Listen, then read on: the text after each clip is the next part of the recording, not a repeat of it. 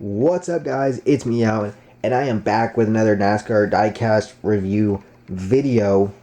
We got another Wave 3 diecast to review, and this is a guy that he won a race this year, and then he got the C virus.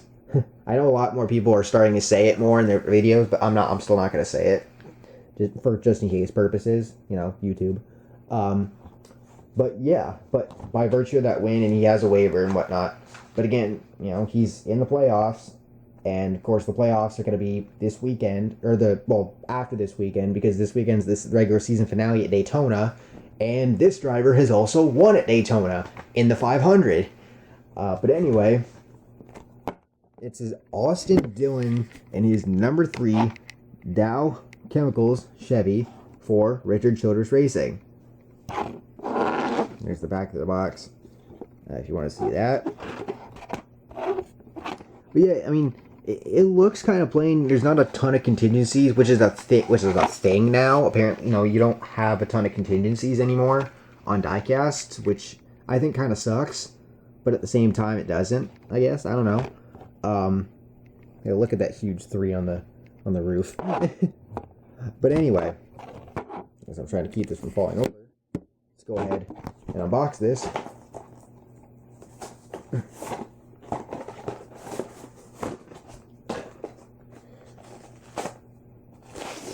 I'll be reviewing 2 more diecasts tomorrow, and I'm hoping to be picking up, hoping to get some more in the next couple of weeks.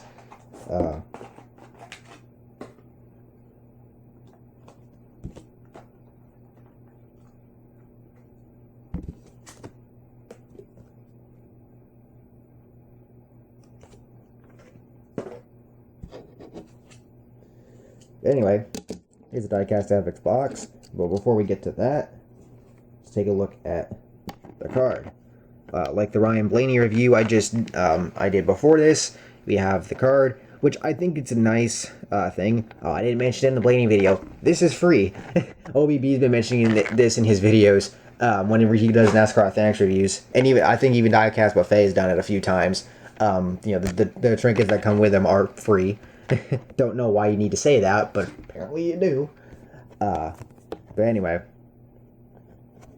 here's the back of that, and let's go on. Let's review the diecast.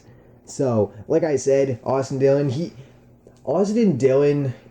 a curious case when it comes to NASCAR. Yeah, he's the grandson of Richard Childress, the team owner.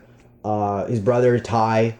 I reviewed a diecast of his a couple weeks back.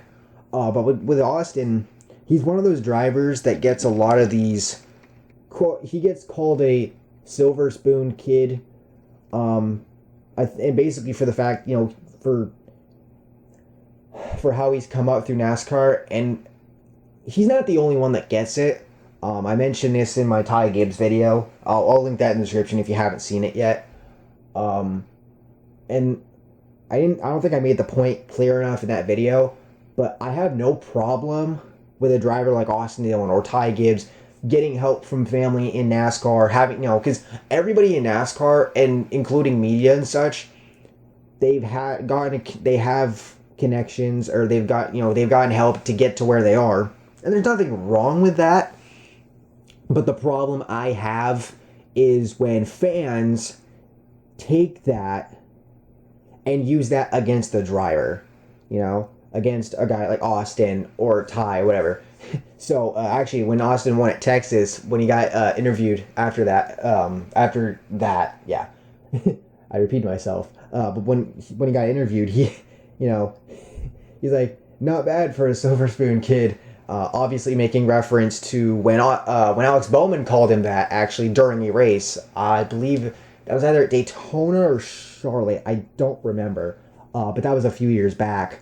But yeah. So he knows he gets called it, whatever. And I'm pretty sure Ty does too. But it just sucks that they get called that, and the fact that they have connections and family in NASCAR and such, and not to have that used against them by fans because, fans want to find a reason to hate somebody. It's a little stupid. But with all that being said, let's actually get to the diecast. And this is another thing. Like, I seem to get lucky when it comes to NASCAR Authentics diecast. A lot of the time, I don't get messed up diecast, or the diecast isn't completely screwed.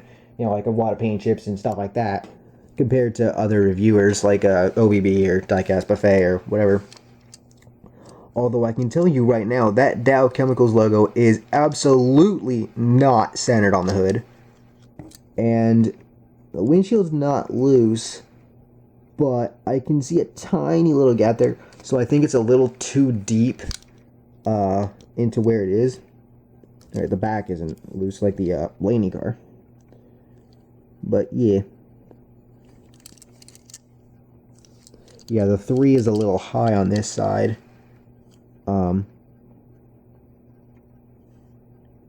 Yeah, it's a little high on this side, but not too bad.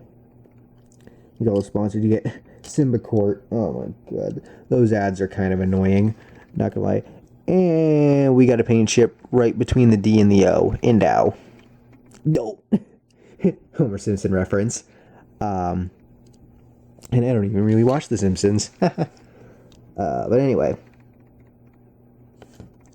It's the back. There's the deck lid. What the Huh. Oh, there's a little white there. And it just looks like the outline of the Dow logo. No big deal.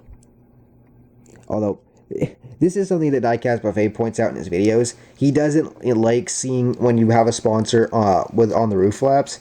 And like right here, you see where the roof flap right here, it cuts into the D. So it cuts into the D fence. Football joke, or really any sports joke. But anyway. So yeah, that just doesn't look right. It just doesn't. And I can see where he comes from with that.